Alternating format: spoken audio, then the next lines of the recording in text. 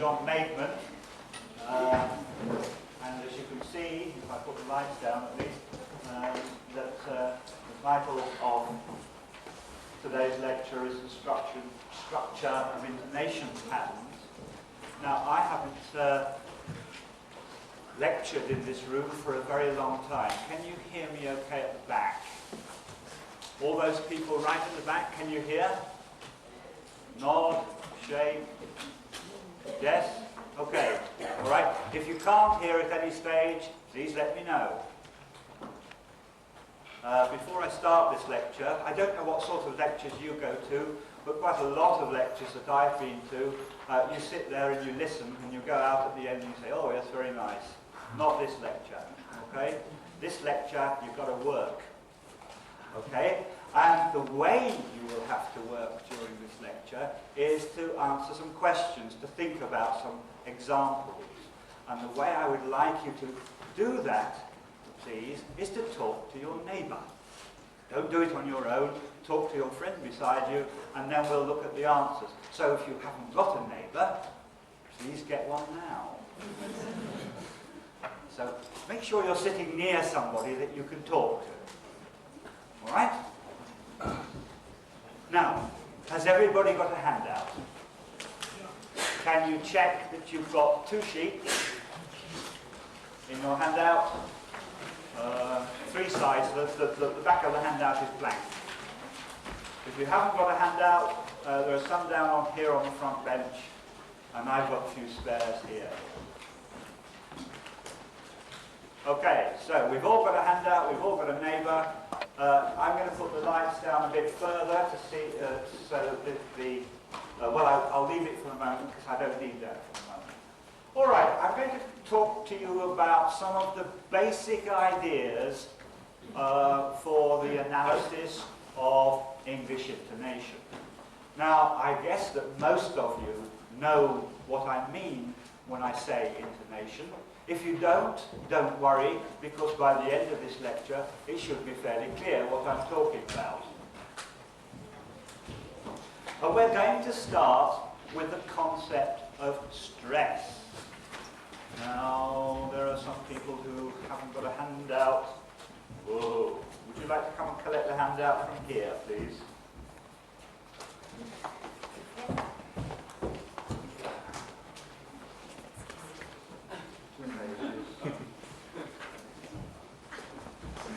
Sorry.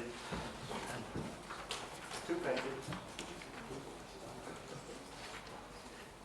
Okay. I'm going to start with the concept stress. Now, I'm sure you all know what stress is, but I'll just make sure. You probably know that in most languages of the world, not all languages, if you take a word of more than one syllable, then one of the syllables in the word is going to be more audible, more prominent than the other syllables in the word. Okay? Now, that's not true of all languages, but of quite a lot of languages. And that most prominent, that most audible syllable is usually longer than the other syllables and louder than the other syllables. Okay? Now that most prominent syllable in the word we will call the stress syllable, or if we want to use a lot of words, we could call it the primary lexical stress. Okay? Primary lexical stress. Now, I'll give you some examples. This is at 1A on your handout. Very simply, the first word has got 2 syllables, and it's over. Now, it's the first syllable here which has the primary lexical stress. It's longer, louder than the second syllable. The second word is behind. Okay? So, this time, it's the second syllable, the hind bit, which is louder and longer than the other syllable. The third word there is photograph. And again, it's the first syllable which is louder, longer, more prominent, more audible than the second or the third syllable. Now, if you have a lot of syllables in the word, what usually happens is that you get another stress, or maybe 2 more stresses. But these other extra stresses are not as loud and long as the primary lexical stress. So in the last word on that line at 1A, we've got photographically. Photographically. The primary lexical stress is on the syllable graph. Yeah? But we've got another syllable which is more prominent than most of the other syllables in the word, but not more prominent than graph, and that's the first syllable, phot. So photographically. Now we can see from those examples, over, behind, photograph, and photographically, that in English at least, it's not always the same syllable in every word which is stressed. Okay? So in over it's the first syllable, in behind it's the second syllable, etc. So English stress, English lexical stress is variable. That's not true of all languages. Do we have any speakers of Polish here? Ah, thank you, my first victim. Could you tell me the name of the capital of Poland, please? In Polish, please. Say again? Warszawa. Okay. Now, did you hear that the stress syllable was the one next to the last, the penultimate syllable? Warszawa. Yeah. Okay. What's the name? What's the word for a woman who comes from Warsaw? Warszawianka. With again the penultimate syllable. Okay. So Polish. Thank you very much. Polish is a language which always, nearly anyway, has the stress syllable on the penultimate syllable. Any speakers of Czech here? No speakers of Czech? Nobody's admitting to be a speaker of Czech? All right, well, Czech is another language which has fixed stress. Czech has stress on the first syllable of the word, no matter how long the word is. Okay? We all know the tennis player, or you should do, Martina Navratilova. Yes? Her name is not pronounced like that at all. It's Navratilova. Okay? With a stress on the first syllable. Ow. Okay. Right. But English has variable stress. Some words first syllable, some words second syllable, some words penultimate syllable, some words last syllable. Okay? Just let's make sure we know what we're talking about. I am going to give you some words. You talk to your neighbour, decide where the stress syllable is in each of them. Okay? Nod your heads. Thank you. Okay, those are the words. Can you see them? You have 30 seconds starting now to decide where the stress syllable is in each of those words. Talk to your neighbour. Yes, insect. I'll put the lights down a bit more. Altitude. Altitude. Yeah, altitude. Temporary. Yeah. Altitude. Both of them there. Front.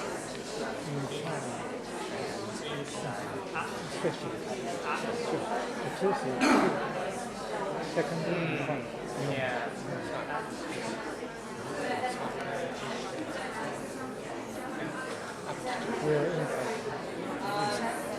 Inside the hole. 10, 9, 8, 7, 6, 5, 4, 3, 2, 1. All right? Everybody decided, more or less? By the way, when you're doing these discussions, don't get annoyed about things. Don't start fighting. Yeah? Okay, the first one. Insect, first syllable stress. Okay? The primary lexical stress is on the first syllable. That's what the little tick means in front of that. So, everybody happy about that? Yes. Good, well done. Second one. Inside, second syllable stress. Not inside, but inside. Okay? Yes? No complaints yet, okay? Aptitude, first syllable stress. Yes? Nobody's complaining. Magician, second syllable stress. Yes? And finally, contemporary. Again, second syllable stress. So, do we all think we know what I'm talking about when I talk about primary lexical stress? Because I'm not going to talk about it anymore. Put the lights back up again. Now, that's stress in words. When you start putting words together into phrases and sentences, things happen to stresses. Sometimes they appear, sometimes they don't. Sometimes they appear on the syllable where you think they ought to appear in the word, and sometimes they move to another syllable. So we need another idea of stress, and I'm going to call this rhythmic stress. Okay? So stress which occurs not in isolated words, but in phrases and sentences. Now let's have a look at B, 1B on your handout.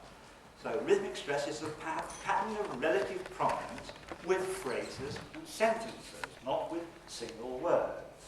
And I've got the same sentence a number of times, and you can see that there are different stress patterns which are possible for that sentence. So the first one, I've got rhythmic stresses this time on the syllable cow, on the syllable ove, and the syllable moon. So if I say it like that, with that rhythmic stress pattern, it will be the cow jumped over the moon. The cow jumped over the moon. Okay, can you hear? Cow jumped over the moon. Ouch. Right, now the second sentence, I've got rhythmic stresses on cow, jump, and moon, but not on the first syllable of over. So although the lexical stress syllable, the primary lexical stress syllable of the word over is the first syllable, as we saw earlier, in this particular utterance of this particular sentence, it may not in fact be stressed. So I can say, the cow jumped over the moon. The cow jumped over the moon, with no rhythmic beat, no rhythmic stress on the first syllable of over. And just to show you that you can do more than that, what I've got in the third sentence is just stresses on cow and moon, and not on jumped and not on over. All right? So the cow jumped over the moon. The cow jumped over the moon. So three versions. The cow jumped over the moon. The cow jumped over the moon. The cow jumped over the moon. I'll have to stop doing that, or I shall painful knuckles by you. I need something to tap with. Okay, so lexical stress and rhythmic stress are not the same thing. Let's see if we can now work out where rhythmic stresses are. Here's another little exercise for you to do. I'll put the lights down again.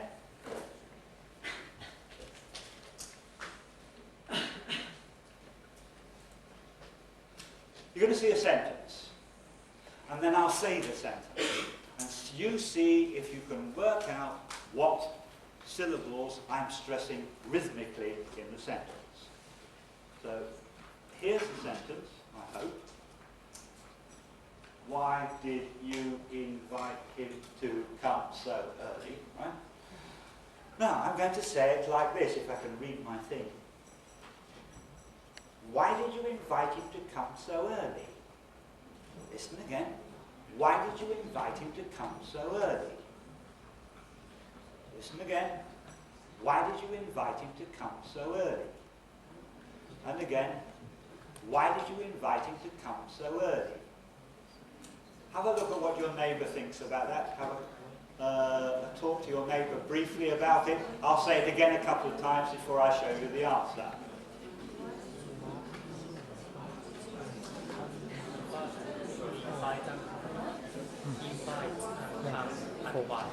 Why did you invite hope. Why come early?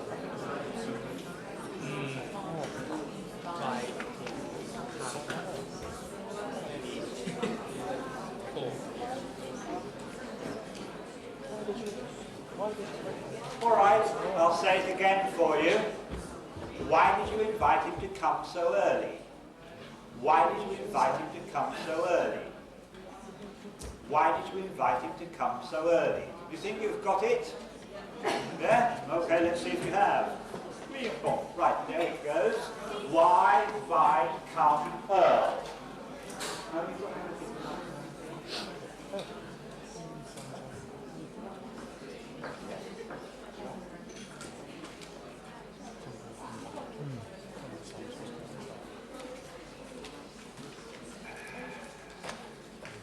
long enough.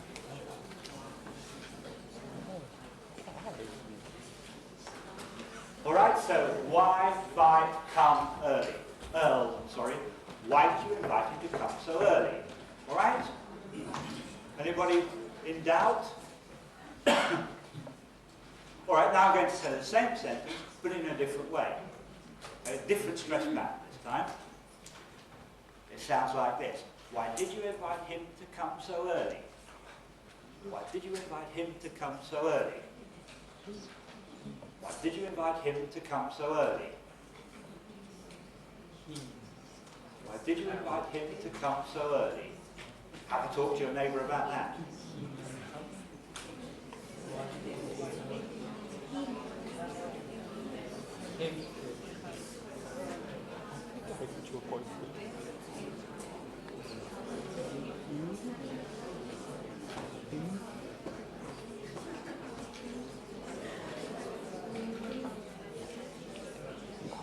Okay, I'll say it again. Listen. Why did you invite him to come so early? Why did you invite him to come so early? Why did you invite him to come so early? Think you've got it? There it is. This time I had rhythmic stresses on did, him, not on invite, and come and early again. So, why did you invite him to come so early? Alright, let's try it with another sentence. Here's another sentence. Perhaps they'll offer to give us a lift. Alright? Now, what am I doing with the rhythmic stress when I say, perhaps they'll offer to give us a lift? Perhaps they'll offer to give us a lift. Perhaps they'll offer to give us a lift. Perhaps they'll offer to give us a lift. Talk to your neighbour about it.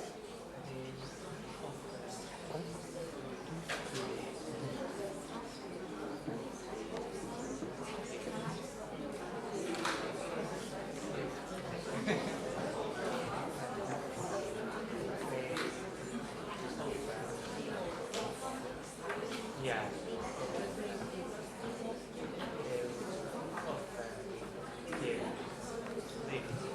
Okay, I'll say it again for you. Perhaps they'll offer to give us a lift. Perhaps they'll offer to give us a lift. Perhaps they'll offer to give us a lift. Okay? Second syllable of perhaps, first syllable offer, give and lift. So perhaps they'll offer to give us a lift. Perhaps they'll offer to give us a lift. Okay, I've got another one, but I won't have time to do that, so we'll leave that. Okay, now, where's my handout?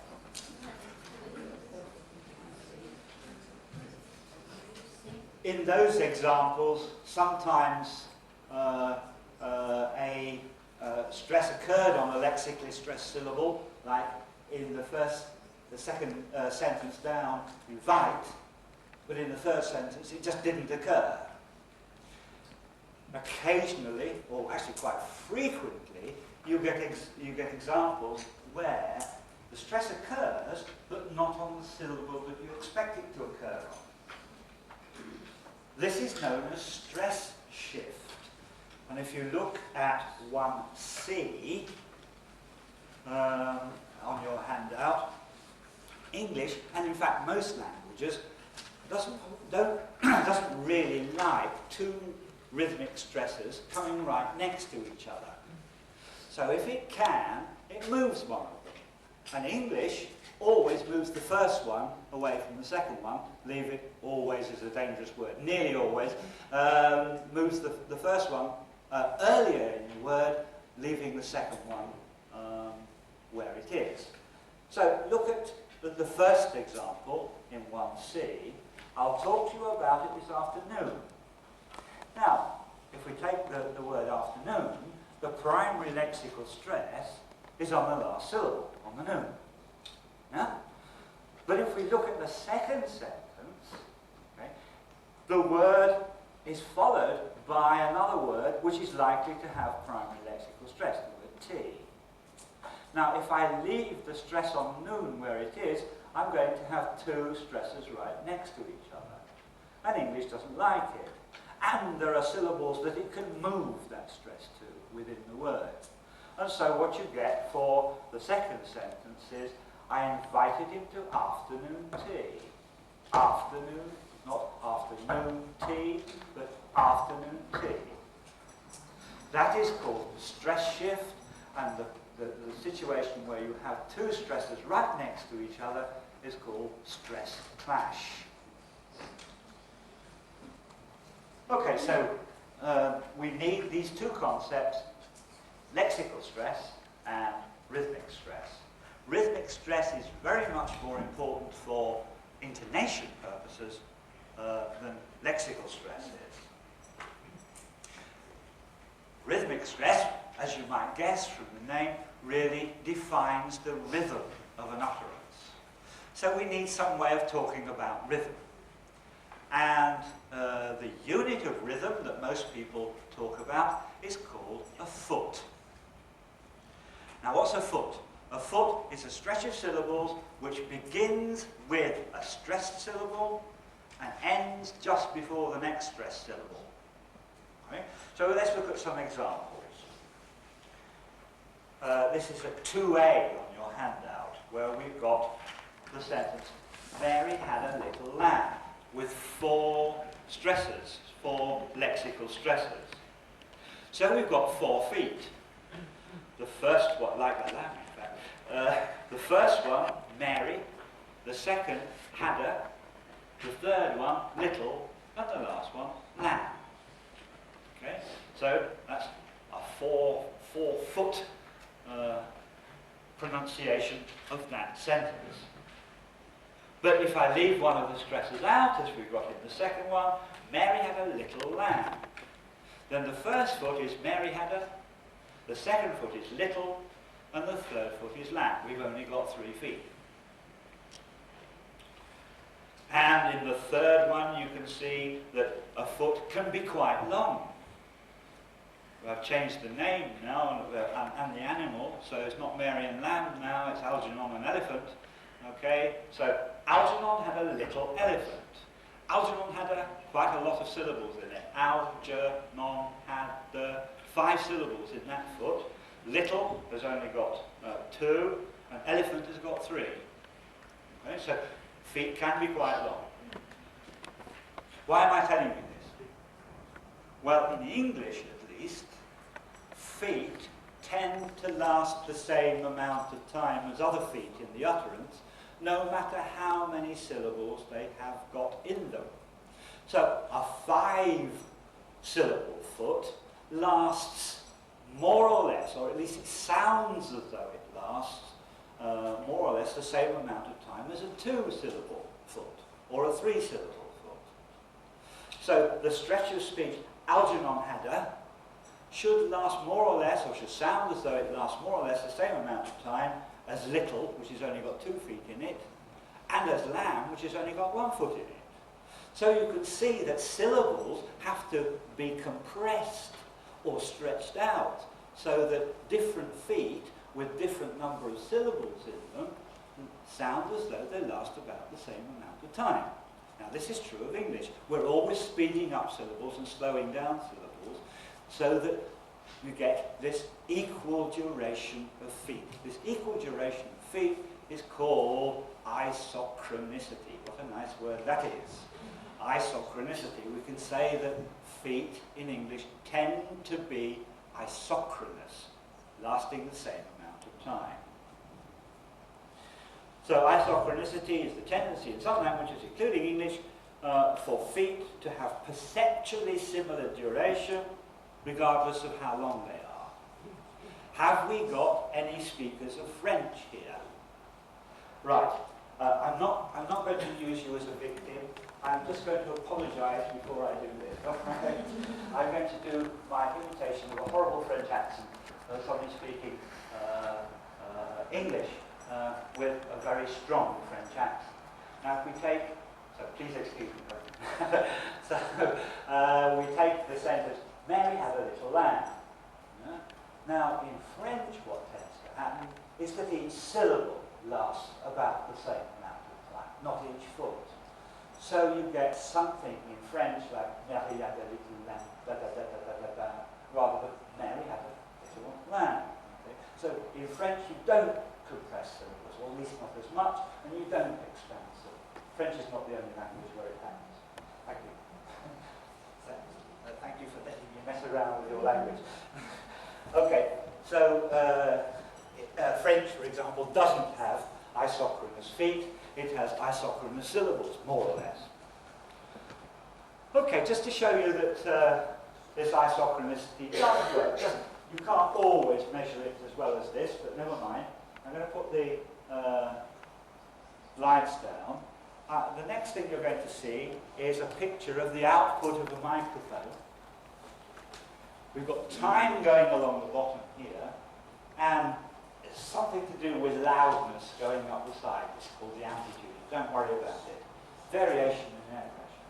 This is the utterance, what is it? Algernon loves Mary. Okay? I don't know why Algernon loves Mary. They've got very different tastes in pets, obviously. But he does, and these vertical blue lines mark the end of the foot. So this bit here is Algernon, this bit here is loves, and this bit here is Mary. And you can see that they are more or less equal in time. We've got a scale across the bottom here, starting actually at 4 milliseconds, 4 thousandths of a second, or is it? No, it's seconds, 4 hundredths of a second, sorry, going up to about 9.5. That's getting on for about half a second, yeah, just over half a second, I think. And this is very, very similar. There may be, 10 thousandths of a second difference or something, and this also is very similar. So you can see that we've got 3 syllables here, Algernon. We've got 1 syllable here, loves, and we've got 2 syllables here, Mary, but the feet last more or less the same amount of time. That's a little demonstration that isochronicity does sort of work. If you measure lots of them, it's never perfect. But it's certainly the case that if you have a foot of 3 syllables, it is never 3 times as long as a foot with 1 syllable. It's always shorter than that.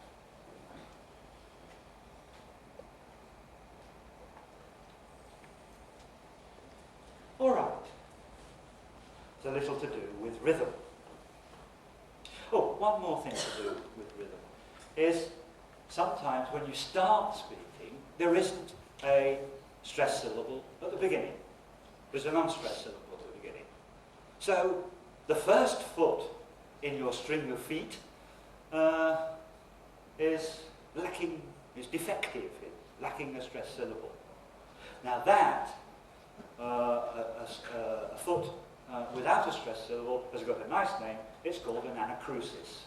If you look at 1C at the bottom of the first page, 2C at the bottom of the first page of your handout, you can see the example of the pronunciation, anachrosis, and a couple of examples. So, if the first one is, perhaps I should buy a new one. Perhaps I should buy a new one.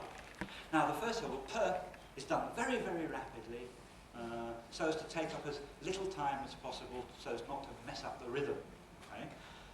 That's an anachrosis. And we haven't got any tomatoes. Very quick. Anachrosis is important for intonational terms, but you'll find out probably about that later. Not very important at the moment. Turn over the page. So we've now got the idea that speech in English can be made up of syllables, stressed syllables, unstressed syllables, rhythmically stressed syllables, rhythmically unstressed syllables. These can be gathered into feet. We get an anachrosis every so often. But these feet can now be gathered into larger units, which are very important for intonation, for intonational analysis. Now, unfortunately, different people call these larger units different things. I am going to call them word groups, but if you read some textbooks. They might be called intonational phrases, or sense groups, or tone groups, or lots of other things. Okay? But I'm going to call them word groups, because that's what I've been doing for the past, 50, no, not 50, 35 years. Okay, now it's a group of words, a string of feet if you like, which carries a complete and well-formed intonation pattern in English. Now, at the end of a word group, you may have a pause, but you don't have to pause at the end of a word group. It's not obligatory. So have a look at the examples in 3A. The first one is the sentence said as one word group. My father is coming to stay on Tuesday. My father is coming to stay on Tuesday. The second one I've split into 2 word groups with the boundary after father. So I will say that something like this. My father is coming on Tuesday. First one, my father is coming on Tuesday. The second one, my father is coming on Tuesday. Did I pause after father then? Did I? Or didn't I? Lots of people say, oh, I think you did, but I didn't. Listen to the way I pronounced father. My father is coming on. I had an on the end of it, didn't I? I had a linking R, if you know what that is, on the end of father, and I never have a linking R before a pause. Okay? Now, there wasn't a pause between father and is. My father is coming on Tuesday. Coming to stay on Tuesday, I'm sorry. The third version, I've got 3 word groups with boundaries after father again and a boundary after stay. So, my father is coming to stay on Tuesday. Again, I didn't pause. I could have done, I suppose. And finally, I'm back to 2 word groups, but the boundary between them is not in the same place as it was in the second example. So the second example was, my father is coming to stay on Tuesday. This one is, my father is coming to stay on Tuesday. 2 word groups, but the boundary between them was in a different place. Okay, a useful term for this is tonality. All of those utterances, 4 utterances, differ from all of the others in what is called tonality. So tonality is the number and or the placement of word group boundaries within an utterance. These vertical lines we call word group boundaries. Okay, let's see if we can work out what the tonality of a couple of utterances is. Here's another little exercise for you. Put the lines down. Again, I'm going to give you a sentence, then I'll say it. You see if you can decide where the word group boundaries are. Of course, there will be a word group boundary at the beginning and at the end. Don't worry about that. Are there any in the middle of my utterance? Here's the sentence. And this is how I'm going to say it.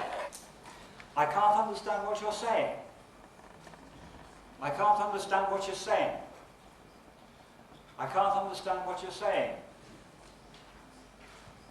How many word groups in that? How many do you think, folk? 1? Who votes for 1?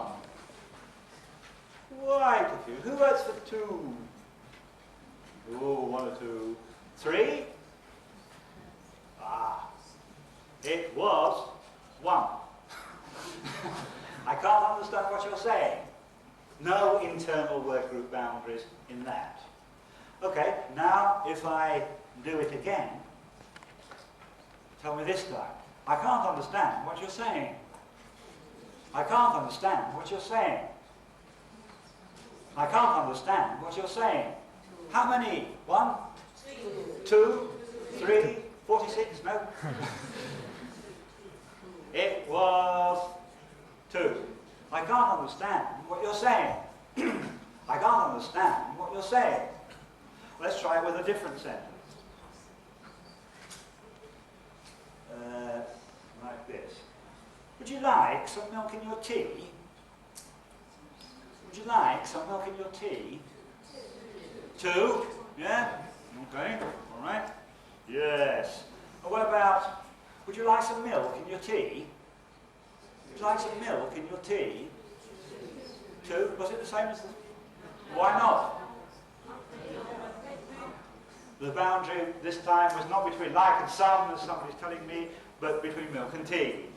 So those two utterances, although they've got the same number of word groups, are different in tonality. Okay, now word group is very important for intonational purposes because we define the structure of an intonation pattern within a word group. Before we can do that, we need to go one step further with our ideas about syllable prominence. If you have a look at the things in 4, I've got a couple of what are called interlinear graphs, 2 horizontal lines with small and large circles in them. Now the small circles mean unstressed syllables, the large circles mean stressed syllables, rhythmically stressed syllables. Okay, and if a circle has got a line attached to it, as the last one has, that means that there is a glide in pitch. The higher up the range, the higher up it is below, above the bottom line, the higher in pitch. So I, is, in the first example there, is quite low in pitch. Everybody happy about pitch? Yeah? If I go, the pitch was falling. If I go, the pitch was rising. And R is high pitch, R is low pitch. All right? So, we're talking about the melody of things. Now, so the line attached to name, the syllable name at the end of both of those means that the pitch starts high and it falls to quite low. Now, let's have a look at these stress syllables, okay? The 3 syllables, can't, mem, and name, right? Now, can't, in both of the examples, is a lot higher than I. Okay? Moreover, it starts a trend, a high-level trend in the pitch contour. Name is at that level, but it actually falls within the syllable. It's a big glide. Now, if you get a rhythmically stressed syllable, which is a lot different in pitch from what went before it, and starts a new trend in the contour, or you've got a rhythmically stressed syllable which has a big glide in it, then those syllables are not just rhythmically stressed, they are what is known as accented syllables. So in the first utterance there, we've got 2 accents, can't and name. We've got a rhythmically stressed syllable in the middle, mem, which is not doing anything different from the pitch before it or the pitch after it, so that's not accented. Okay? Now the utterance then is going to sound something like this. I can't remember his name. I can't remember his name. I can't remember his name. 2 accents.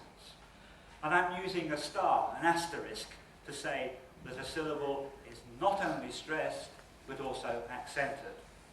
You can see can't is asterisk starred, and name is also starred, but mem is not starred, it's just got a stress mark in the first of those examples. Now let's have a look at the second example. Again, can't and name are exactly the same, so they're still accented. But this time we've got a picture where mem is lower than the syllable before it and starts a new level in the pitch contour. So instead of I can't remember his name, we get I can't remember his, I can't remember his, I can't remember his name. Then that means now that in the second utterance there, mem is also accented. And we've got 3 accented syllables and not just 2.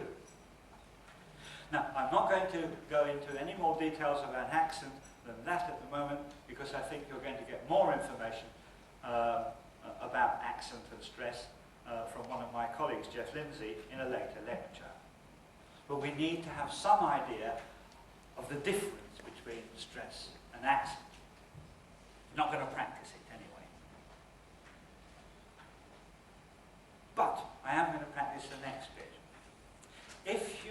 a word group, it must have at least one accented syllable in it. If it has more than one, then it's the last accent. You know? It's always the last accent in the word group, which is the most important intonational thing that happens in the word group. And that is called the nucleus. So if we have a look at 5, I've given you some words, some utterances, consisting of 1 word, 2 words, or a whole sentence. So the first one goes, absolutely. I've only got 1 accent there, loot, and that is the nucleus. And I'm showing you which syllable is the nucleus in each word group by underlining it.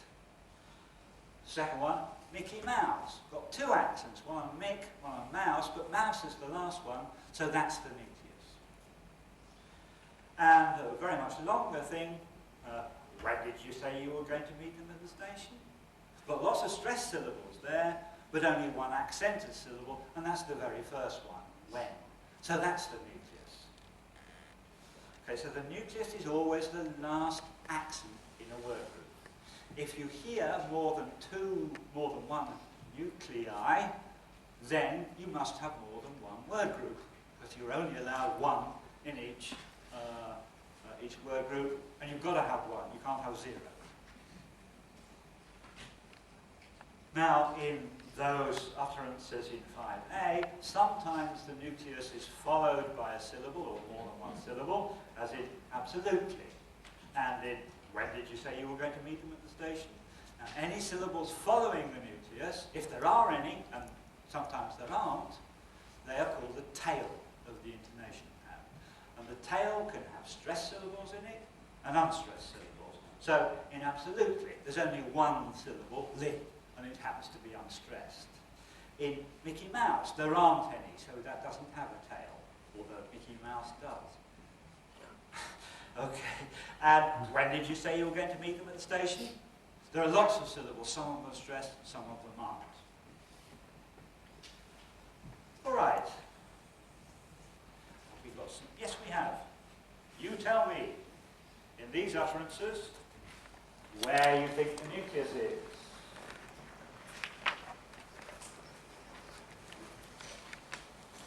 Here's the first one.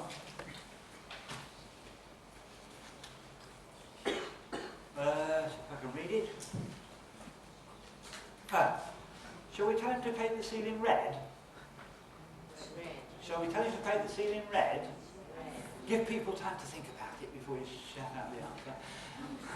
Shall we tell him to paint the ceiling red? People are telling me it's red, and they're right. Okay, now in the second version of this sentence, shall we tell him to paint the ceiling red? Shall we tell him to paint the ceiling red? Anybody going to tell me? Seal. First syllable of ceiling, yes. Okay, here's another sentence for you. Where are we? I can't see. They'd like to give him a better room. They'd like to give him a better room. They'd like to give him a better room. Tell me. Like, yes, of course. They'd like to give him a better room. And what was the next one? Oops, I gave you the answer before I said it then. They'd like to give him a better room. They'd like to give him a better room. Okay, easier to hear the nucleus. Well, usually it's quite easy. So that's the nucleus. We have a look at the next page of your handout.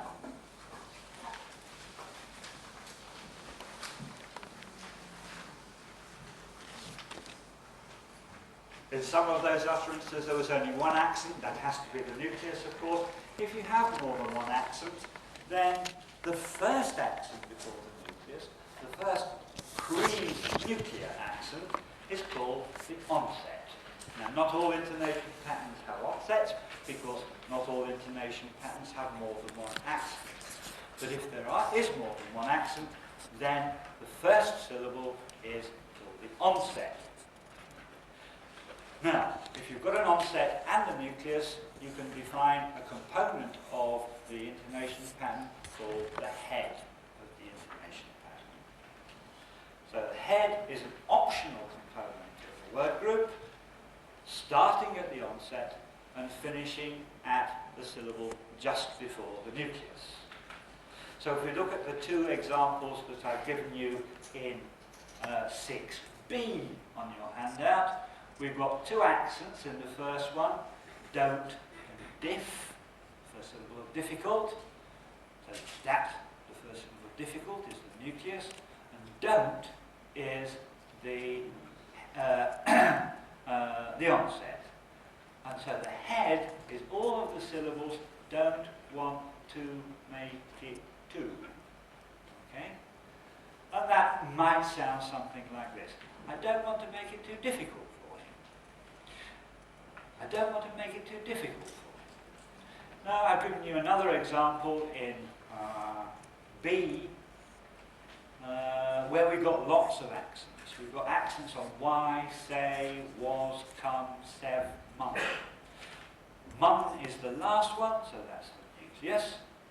But all of these other accents, pre-nuclear accents, the first one is Y, that's the onset, and so the head is why did he say he wasn't coming till 7 o'clock on? Okay, a very long head. And it might sound something like this. Why did he say he wasn't coming till 7 o'clock on Monday? That's one version I could do. Okay. Heads can take different forms, but we'll look at that in a different lecture. So we've now got the idea of onset, and we've got the idea of head.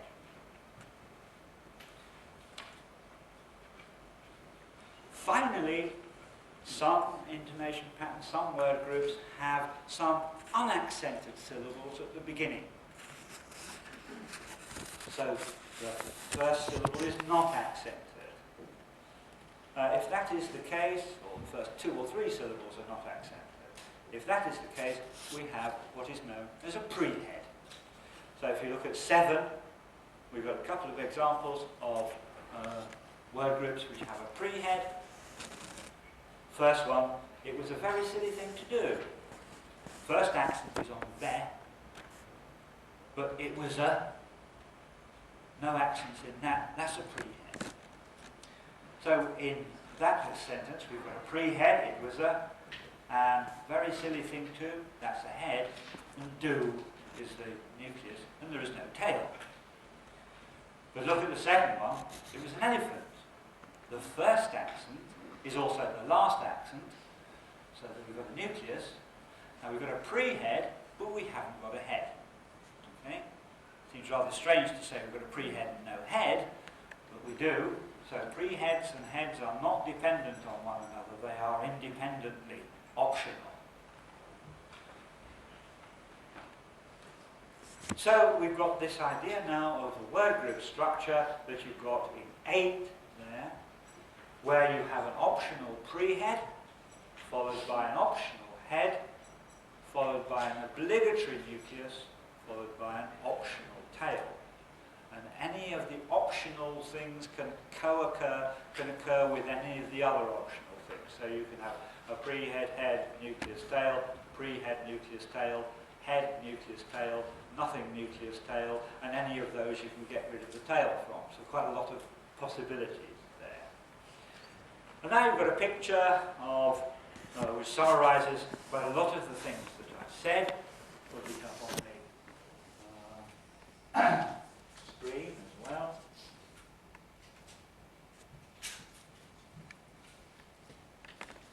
A picture of word group structure. I've given you an example. I don't remember the number. Okay, so we start with the pre-head I. Where's my pointer gone? Can you see the pointer? Start with the pre-head I. We then got the onset don't. And this begins the head, which goes as far as the. Wait! Stop it. Go back. Come back. Thank you. We've got a stressed syllable, but not accented. The middle syllable, remember. Okay. We've got another accented syllable here. That happens to be the final one, so it's the nucleus. Nicely gliding pitch, and we've got the tail as well. Okay. So that would be something like, I don't remember the number. I don't remember the number. Right, now, here is a little checklist of the things that I have talked about. If you have any doubts, any worries about anything, when, it's not on your handout, when I put it up, tell me if you've got anything to ask about it. So the first thing I talked about was lexical stress. Is that all right for everybody? 5, 4, 3, 2, 1, bing. Okay, good. Second one I talked about was rhythmic stress. Anybody happy? Anybody unhappy about that concept?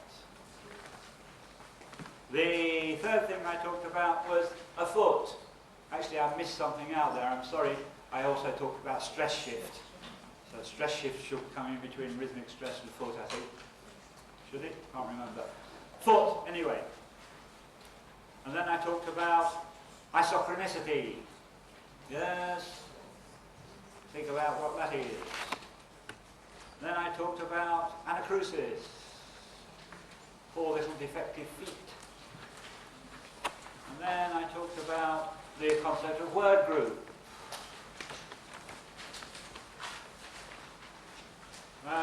I talked about tonality, different placements of word group boundaries, different numbers of word group boundaries. And then I talked about accent. Yes? Not to understand the difference between the star and the little stuff. The little vertical line means rhythmically stressed. Yeah. The star means rhythmically stressed and accented. Okay? Rhythmically stressed, and there's some pitch thing going on which makes this syllable much more important than just an ordinary old, it's a sort of royal rhythmic stress. Okay? Then I talked about nucleus, the final accent in the word group. Then I talked about the tail, anything after the nucleus. Not necessarily there, maybe absent. And I talked about the onset, not necessarily there, maybe absent. The first accent in the word group, if it's not the nucleus. Then I talked about the head, the bit between the onset and the nucleus. Again, not obligatory. Some word groups don't have heads. And I talked about pre-head, stuff before the beginning of the word group, which is not accented. Everybody happy about all those concepts? Okay, that is the end. Thank you.